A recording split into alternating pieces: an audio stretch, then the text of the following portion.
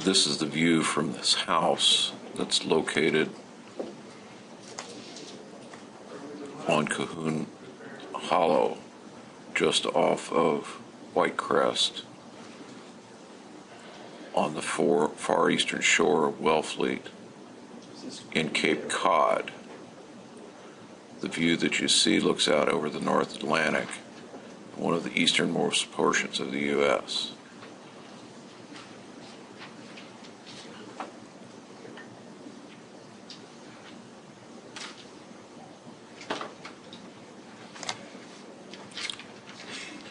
Cape Cod is basically a sandbar created by a glacier in the last ice age.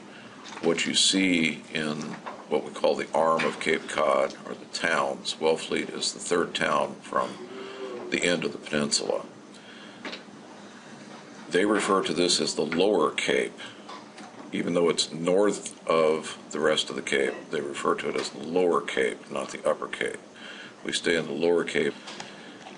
The town of Wellfleet is the oyster capital of the world. They have an oyster fest each October. They have some of the sweetest, best tasting oysters there are.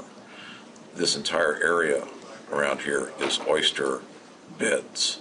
All the oyster beds are privately owned.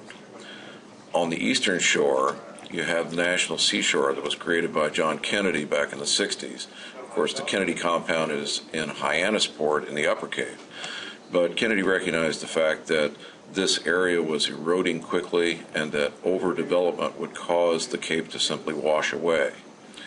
Even at this point, within the last few years, we've seen these dunes along the shoreline disappear very quickly as particularly hurricanes find their way north and peel across that shore.